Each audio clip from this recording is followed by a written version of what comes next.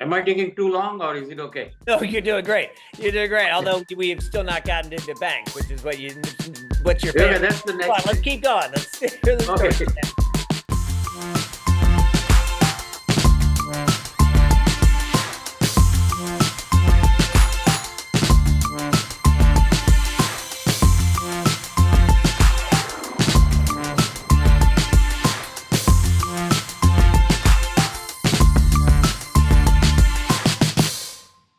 Welcome to Teague Talks. I'm your host, Teague Hunter.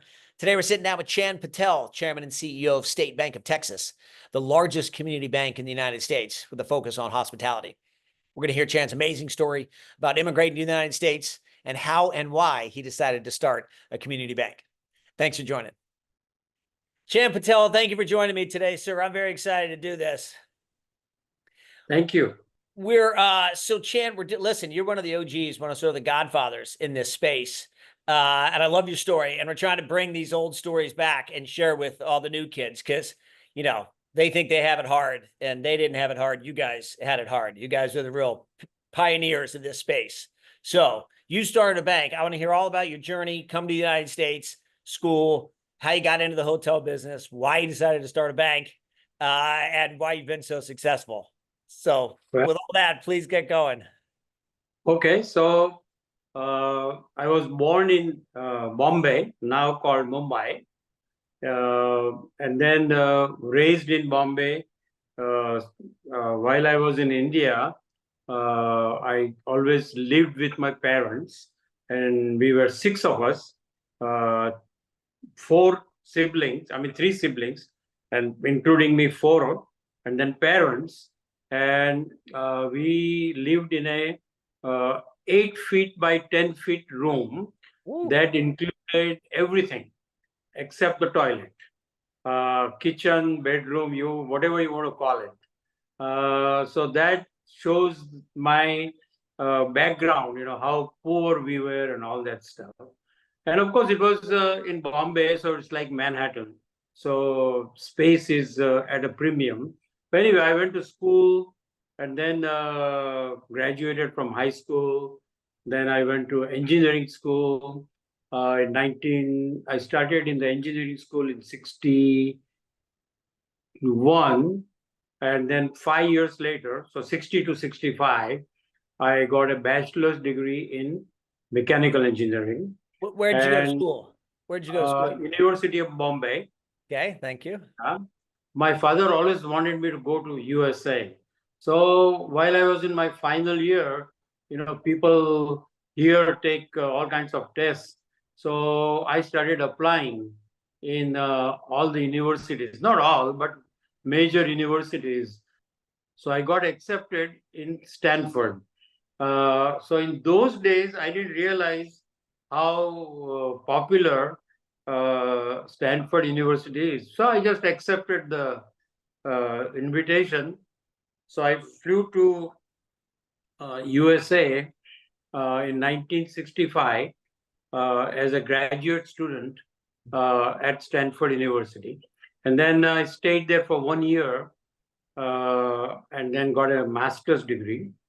Then after I got my master's degree, I wanted to go back to India because I was feeling very, very homesick.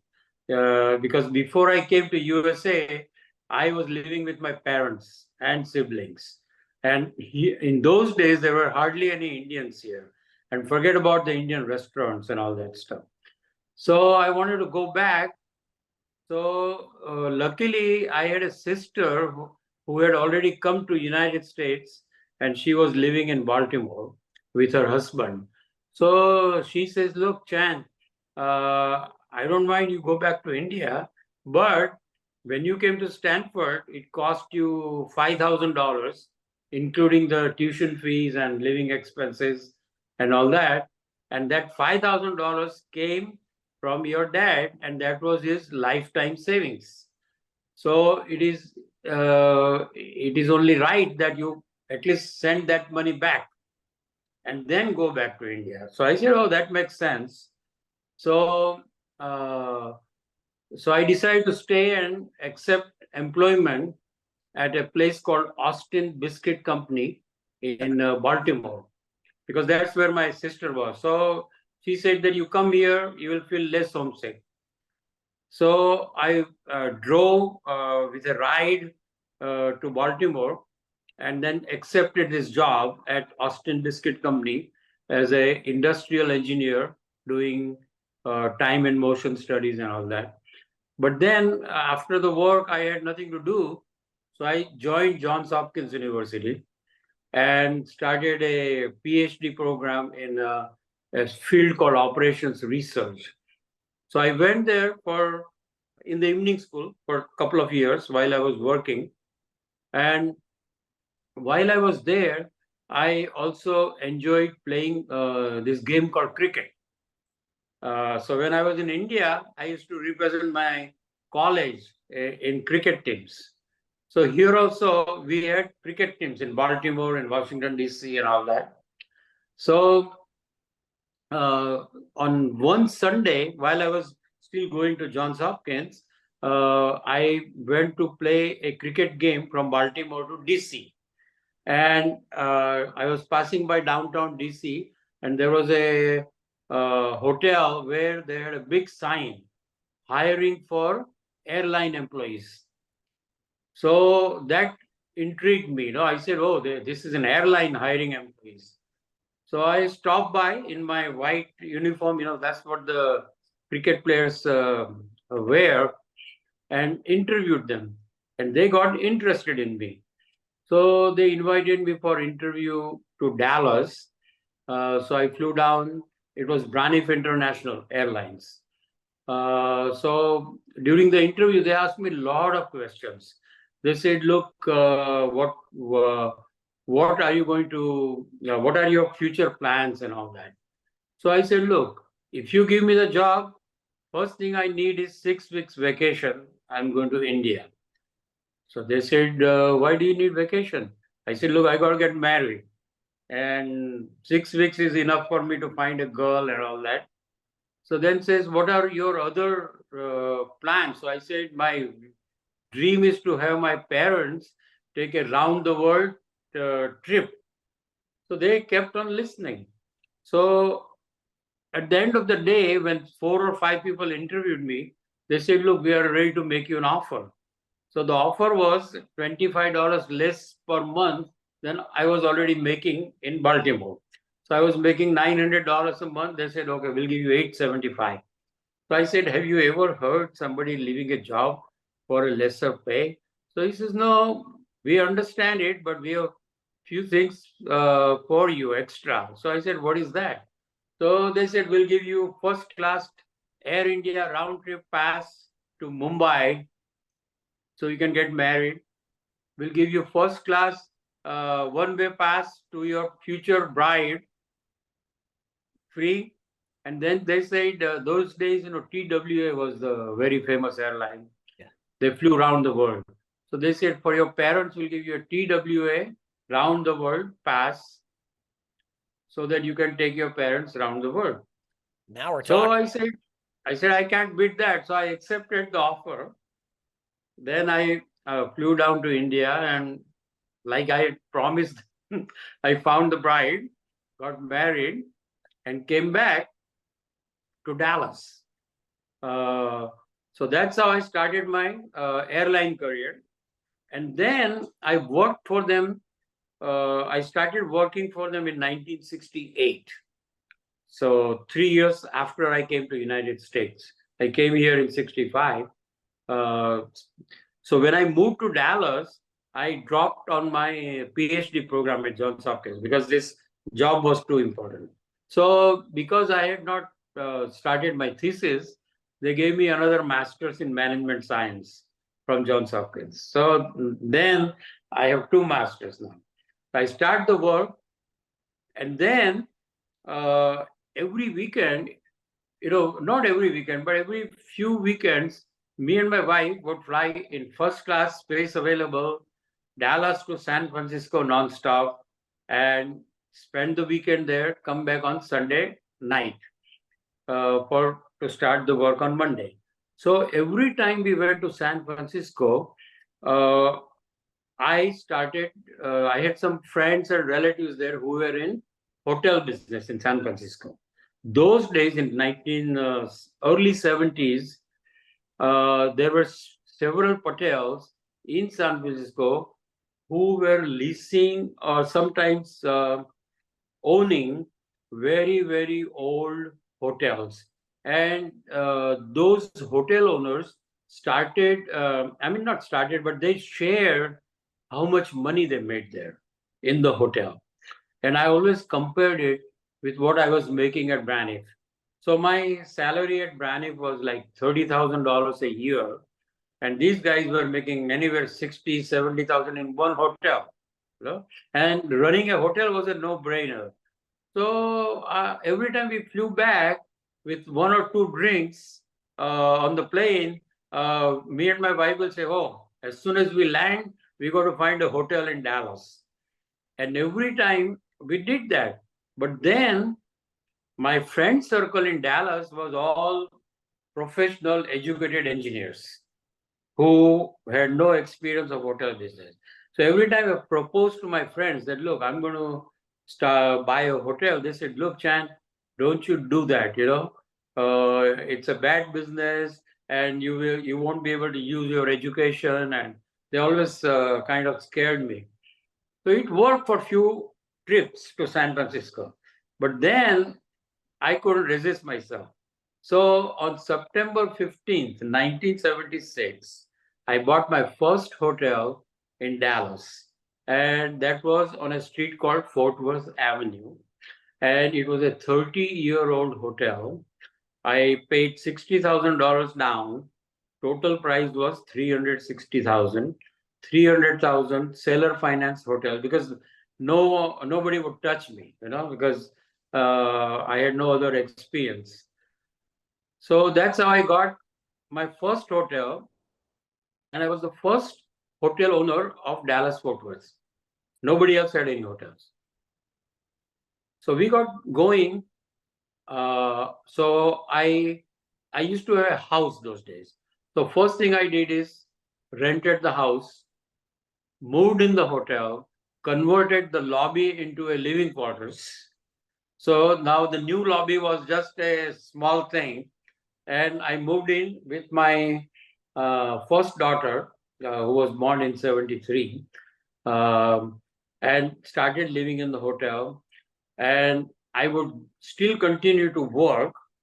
And then at lunchtime, I would come home for lunch and change into my mechanic's uh, trousers and took care of maintenance issues. Sometimes I even cleaned bathrooms also for my customers and all that. So I had a job, then the hotel, and my wife, of course, helped me full time, running the desk and all that stuff. Uh, so the property grossed about 20,000 a month. That's all, 240,000 per year. But then, very first month, I found out that I'm making $100 a day, and then it kept on growing. So one thing I forgot to tell you is, so I had a job, then I had to run the hotel, and then those days I was teaching economics 101 at a community college called Richland Community College. So I used to go there 3 times a week. They were paying me $30 per hour as a teacher. So I continued these three things for at least one or two semesters. Then as I started gaining confidence, I quit the teaching job. And then I kept the hotel, and also continued to work for Braniff. So 2 years later, I got an opportunity to buy another hotel on the same street. It was a franchise, Travel Lodge. So I bought that. So now I have two hotels and the job. And on the other side, this Fort Worth Avenue had 13 other hotels down the street on a 3-mile stretch, 13 other hotels. So during the next 4 years, all the other hotels started moving in because they heard Chan got a hotel, he's doing well. So all the other people started coming in. And in 3 or 4 years, that street was full of Patels with 13 or 14 hotels. So a few years went by, and then in 1978, I said, look, if I want to expand, I cannot keep on working. But every time I proposed to quit Braniff International, my wife said, don't do that because she was going to lose flying benefits. And my father always, those days we hardly talked on the phone. So it was by US mail. So he would write me a long letter, say, please don't do that, don't quit Braniff and all that. Because he would also lose his flying benefits, and he used to come to USA every 2 3 years. But then one day in 1978 I got fed up. I walked into my boss's office. His name was Ron Egnitz. I said, Ron, I'm resigning. So he was shocked, but then he accepted. He says, look, okay, anytime you get fed up with hotels or unsuccessful, come back. So I quit, came home, told my wife that I resigned, and she started crying. Then I informed my parents. They wrote me a long letter. You made the biggest mistake of your life and all that stuff. Anyway, but then I started expanding. So from 2 hotels, I came up to 12 hotels. But they were all mostly independents. I think the only other franchise I had was a Econology, 1980s. But otherwise, they were all my and power operations. But with those 12 hotels, I became very, very busy. So then everything was going fine. And I was so busy that if somebody wanted to see me, he had to have an appointment. Wait 2 days if you want to see Chan Patel.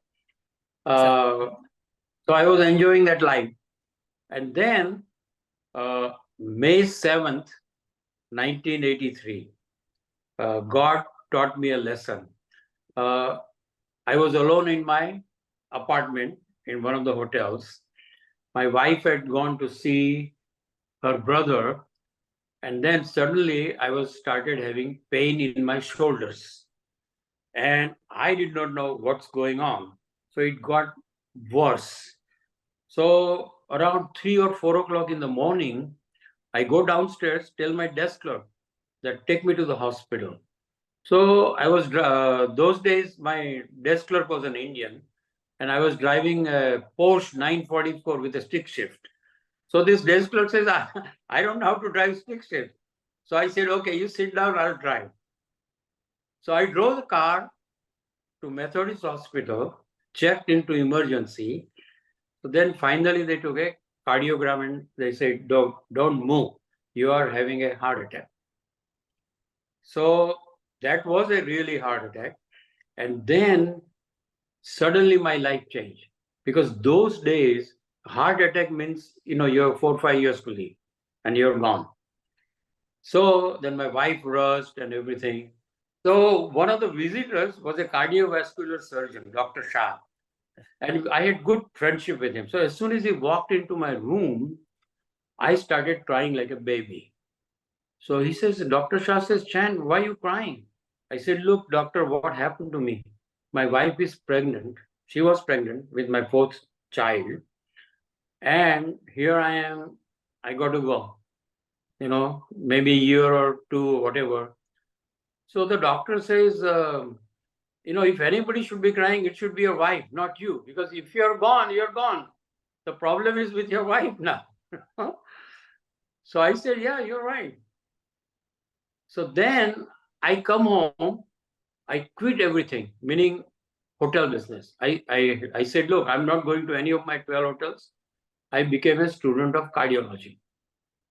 For 6 months, I studied cardiology. I started going to ACA conventions, and there also all the vendors thought I was a doctor because of Indian, and there were a lot of Indian cardiologists.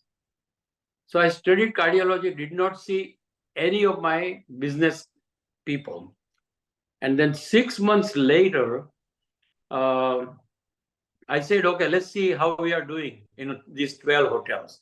So I looked at P&L and I found out that my profit and loss remained the same. So I said, I got to learn some lesson. So there I learned the lesson of delegation of authority. And then I changed entire philosophy of running a business. Chan, I love this. You've gotten 2 degrees. You work in 3 jobs. You've told your boss to shove it. Your parents think you're making the biggest mistake of your life. You've decided to quit and you bet on yourself, and you've had a heart attack. So, sounds like the American dream. Yeah, keep going. Keep going. So as I told you, there were 13 hotels on the street, right? In the middle of these 13 hotels, there was a bank called Trinity National Bank. The president's name was Toby Young. So Toby calls me. He says, Chan, I got Raymond in my office. Raymond was the American name for an Indian called Raman Bai. So he says, I got Raymond in my office. He wants to buy a car, but if you co-sign it, I'll give him a loan. So I said, okay, go ahead, Toby. Next time I'm in the bank, I'll co-sign it. You go ahead and give him the loan. So it was like $2,000 loan, not a big deal. So I went to the bank a couple of days later to make a deposit, and I signed the papers. 2 weeks later, he calls me again. He says, I got Tom in my office. Tom is American name for a guy named Thakur Bhai. So same thing, he says, he wants a loan. If you co-sign it, I'll give him. So then, again, I said, go ahead and give the loan. Next time I'm in the bank, I'll sign it. So next time I went in the bank, Toby was in his office. So I stopped by, I asked Toby, these 2 guys are perfect, never had a NSF check or nothing. Why are you making me sign? I don't mind signing, but I want to know why. So Toby says, very simple. I ran their credit reports and they are blank. So because they had no credit card or nothing. So, that struck me. And that's where I got the idea of starting a bank. So then I started doing some research. And I found out that it takes about $2 million to start a bank those days. 2 million in equity. So I didn't have $2 million. I had $1 million cash with these 12 hotels and all that. So I had to raise $1 million. And so what I did is I started giving speeches to these API organizations. API is a Asian American physicians from India. So every city had this small API organization. And those days, doctors were the richest people. So I tried to raise money. I gave speeches to 2 or 3 different organizations, and I was not able to raise a single penny. And in 1986, it was what we call RTC days, Resolution Trust Corporation. So all the banks were going down. And here I am trying to start a new bank. So I was unsuccessful. So then I started talking to my brothers, relatives, and I said, okay, $10 per share, all we need is $1 million. Not a penny. But then, I was persistent. I said, look, I got to be able to raise this $1 million. So then one night, I got an idea. I said, look, not all the hotel owners are educated, but some of them are like me, who came here as a student and decided to go for hotels. So I made an announcement. I said, look, if you invest $100,000, you will get 5% ownership in the bank. And I will vote for you to be on the board of directors as long as I live. And third, I will make you a professional banker. So within 2 weeks, I got $1 million. In fact, one guy, so it came out in a local newspaper. There used to be an Indian newspaper in Houston those days.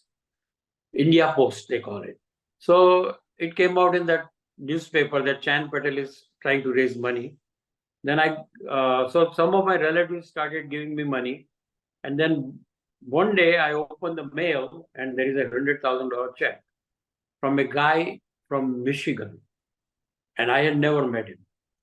So on the check, those days they used to have name, address, phone number, and all that on the check. So I called him. I said, look, his name was Jitendra Patel.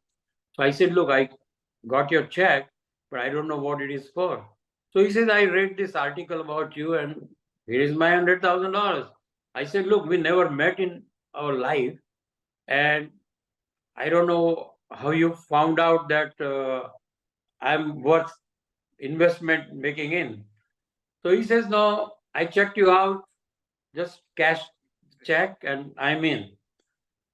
So that's how we all started, raised $2 million.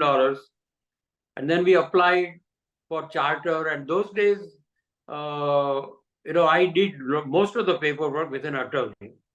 And within few months, I got approval. So here we are trying to start a new bank. And all those 10 guys who gave $100,000 are on board. And we opened our bank on October 19, Black Monday, 1987. It just happened. So as soon as we cut the ribbon and opened the bank, all the directors have disappeared. And I was wondering, where are they? So they were all getting margin calls. Here I am alone in the bank.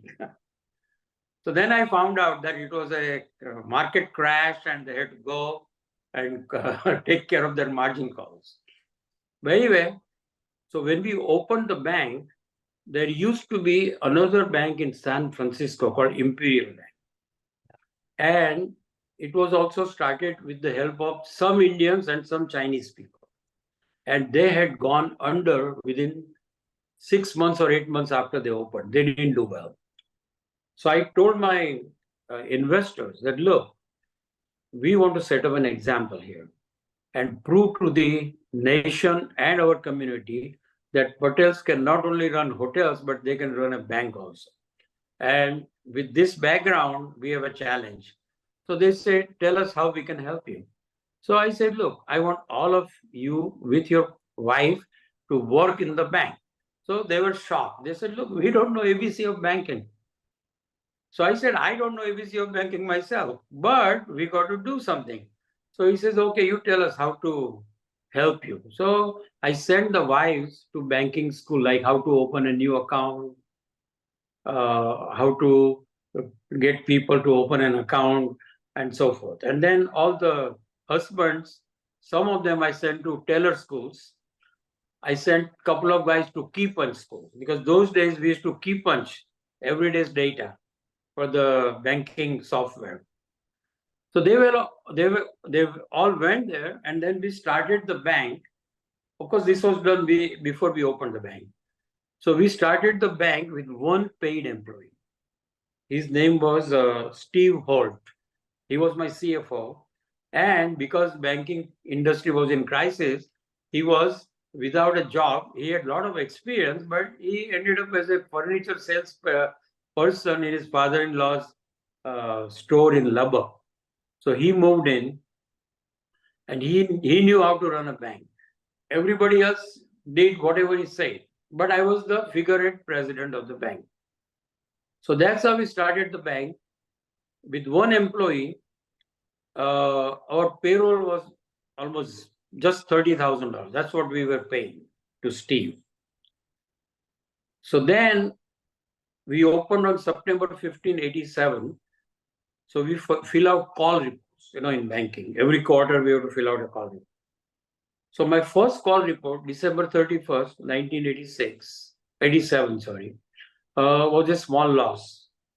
But then, starting first quarter of 88, since then, to this date, we have filled out, like 150 or so call reports.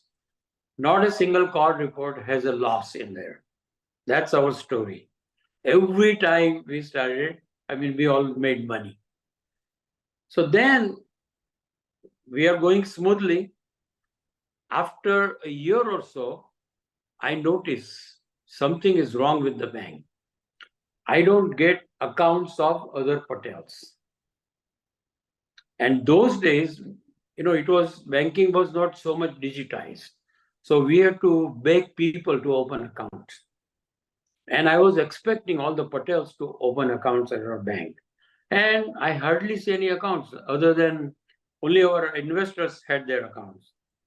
So then I started asking my friends, why you not opening your account at our bank? So the answer was very straightforward. If you open an account at your bank, your employees, who are my friends, investors, they will know how much money I have.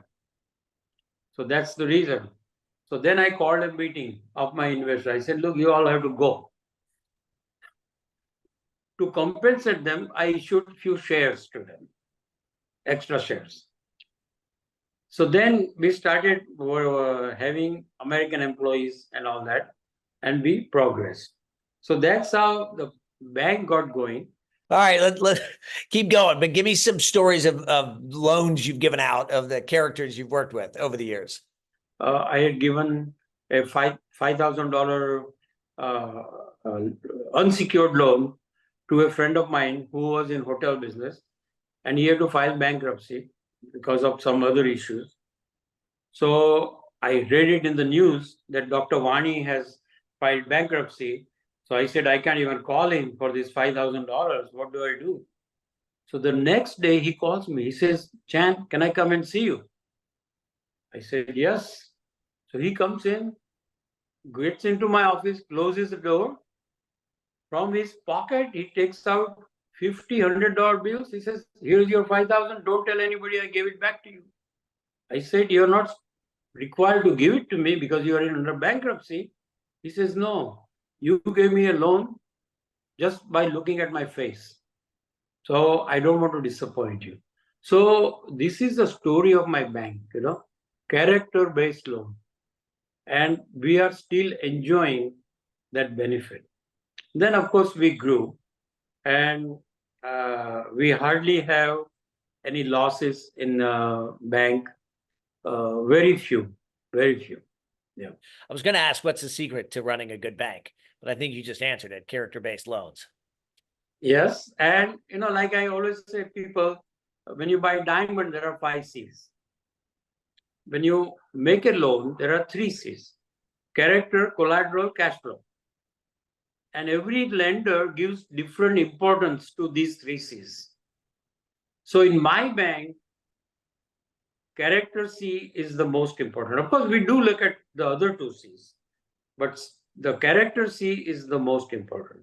And I have a benefit of knowing that character C in much deeper than other lenders, because most of the time my borrowers are my community people. So it is easy to check their family background because we all come from the same area. So if I don't know the borrower, I always know somebody who came from the same village. So I call this guy, I say, look, I have a borrower from your village. What about his family history? Have there been any divorces in the family or not? That's also important, how rich that family is character-wise, how rich they are back home, how many acres of land they have back home, all those things. So that allows me to gauge them from a different point of view, which other lenders don't have that benefit. So that has helped me. I mean, it's a community bank, so that's the definition of community, I think. Yeah. So you've seen so much since 86 to what, 2024, like you've seen different ebbs and flows and economies. Why do you think you're still in business? Every banks have come and gone. Why do you think you guys are still successful? Yeah, well, first of all, in banking, the day you lend a single penny to somebody is the most important decision you have made. Because if you made the wrong decision, you are calling for problems in future. If you made the right decision, he's going to make the payments, and there is easy going, because as long as he makes the payment, we are fine. So in our bank, I have close to 100 employees right now, but not a single penny will be given as a loan to anybody unless either I sign the paper or my two sons. One of the three has to approve the loan, even if it's for $1. No officer has any right to lend. So that's first stop. Because I believe that if you make the right decision day one, that's the most important part. So that's one reason. And number two is my philosophy is lending is slightly different than most lenders. I make more loans during recession time. During recession, most of the lenders stop making loans. But that's where I make most loans because see, more in hotel business, it's all collateral based loans. And in recession, the values of a collateral are the lowest. So when you make a loan, when the collateral value is the lowest, based upon that value, when the things get better, the value goes up and you are in a better shape. So when you make the loan, other lenders feel that, oh, this guy is making loan when there is recession going on. Whereas I make loans when there is recession. And at that time, I also get a lot of demand.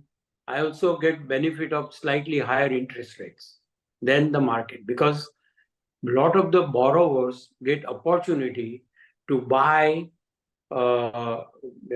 distressed hotels at a very big discount. And when a lender sells a hotel, he loves a contract where there is hard money, hard earnest money. And these guys know that when Chan says that, okay, I'll close in 2 weeks, he will do it without doing any paperwork. So they love me because they know that if they, sometimes they buy their own hotel through a third party, at a very big discount. And I get the benefit of giving the loan in a short time, and I get benefit of giving another point or so on interest rate, and they don't mind because they are getting themselves such a great deal. So they say, look, if I have to pay you 1% more, I don't mind. So that's the reason my yields are slightly higher than other lenders. And that's the reason, currently, I think we were named by American Banker highest profit margin bank in the nation, in the entire United States. And with the current situation, I think last year we were number one bank in the entire nation. That includes Bank of America, Wells Fargo, and all that, who had maximum number of hospitality loans. Maximum number. Even though our loan size is less than Bank of America and all that, but we were named number one. And last year, I think our taxable income was 115 million. Ooh. Do So you the still guy have who those 10 investors? They're very happy with you. Oh, the guy who invested 100,000? Yes. Last year, I gave him 2.6 million. 1 year. And I have seen same investors, some of my, of course, same board, obviously. Right. And they're getting old. So when they were young, I used to take them for annual out-of-country vacation for a board meeting. So we made 26 such trips. But now I stopped it because we are getting so old that you never know who is going to have a heart attack anytime, Chan, I love everything about this conversation. Thank you. What's the future of the bank? You're talking about everybody getting old. What's the future? Well, future is the next generation. So 8 years ago, when I was completely able, I called Sushil in my office. And I said, Sushil, I want to make you president. He says, what? Daddy, you can still run the bank for next 10 years. Why are you making me president? I said, look, I want you to become president because I think you're ready for it. And with this, I can be in the back seat. And if you're making any mistake, I can tell you. So that was the best decision I made. And then I called Rajan, my younger son. I made him chief lending officer. He's junior to Sushil. So they both took over, and they were already in the bank for a few years. And they have already gone through a couple of recessions at that time. So they knew how to run the bank. And I made the best decision of my life 8 years ago. And I am enjoying the fruits of that. I mean, we all are. Because Sushil has now become such a professional banker that he has got our bank from here to there. Yeah, he's impressive. And Yes. so is Rajan. He's a lot of fun. Yeah. Right now, our lending limit is $95 million. I mean, I can lend. In fact, I have a loan for 90 million. To one person. Just to one borrower. And a lot of the banks wouldn't go to that legal lending limit because, it's putting more all eggs in one basket type of thing. But Right. I do because it goes back to the C, character C. I know the family. I know I'm good. I feel secured and everything. So those are the kind of things which is helping us jump in our total assets, because as the lending limit goes up, you can make more loans and all that. Yeah, you understand it. All right, give me your crystal ball. What's the future of this hotel world, of the banking industry? What's that going to look like? My hotel world is different than the hotel world of Wall Street lenders, because they stop lending. When they stop lending, I start lending, and that's what I do. So for me, we have gone through 3 recessions, and I'll tell you, including COVID time. This is less than 5 years ago, right? In last 5 years, I have foreclosed maybe 1 or 2 hotels. Only 1 or 2, even during COVID time. This is in total in last 5 years. Because the big advantage I have is when a guy starts giving me trouble, and these days, by the way, the boys have taken over. So I am the ER, emergency room doctor. So somebody doesn't pay for 90 days, the patient comes to me. And I make a phone call. The borrower, just because Chan Patel called, I got to make one payment. So they still respect me, for whatever I've done. Because we also own, like my board, which is now, including my kids, 14, 15 people, owns 150 hotels, our board. So we know if somebody goes in trouble, whether he's really in trouble. And if the guy is really in trouble, we work with him, because our intention is not to take the hotel back, So, and because the borrower knows who we are, they don't cheat us. I mean, they know that if I stop making payment, Chan is going to know. So in last 38 years, when I get examined by FDIC and all that, they always criticized us for having too many hotel rooms. So then I have to prove what I'm doing. So I proved to them that in last 30 years, if you add up my losses on hotel loans, it's a negative number. I made money. So you mentioned FDIC. So you're a bank and you're regulated. Today's new banks are debt funds, right? They're private equity. They're not regulated. There's plenty of them we can name that are out there right now. Do you like being a bank, or would you rather be a regulated bank, or would you rather be an unregulated debt fund today? So far I've enjoyed regulated bank. Of course, the disadvantage is that they are your parents. I mean, if they say, don't make this loan, you better say, yes, I won't make that loan. Because if you make them mad, then you are in trouble. And most of the time, they give good advice. Because whatever is good for FDIC is good for me too. And as long as you understand that, both sides are happy. And that's the way I have maintained relationship with our regulators. We are a state bank, so we have state examinations as well as FDIC examinations. So I have very good relationship. So I have enjoyed that relationship. So I like the regulated bank relationship because I'm able to raise money just like that, because I'm insured and I have a very good reputation in the marketplace. With the digitized bank, digitized world, I'm able to raise as much money as I want, as long as I have enough equity. So that's why I like it. And then in banking, as opposed to debt uh, finance banks, debt finance uh, uh, lenders, I have much better leverage. So that's the reason we are making so much money and give so much rate of return to our investors, because I'm not taking any more equity. I'm not taking any more equity.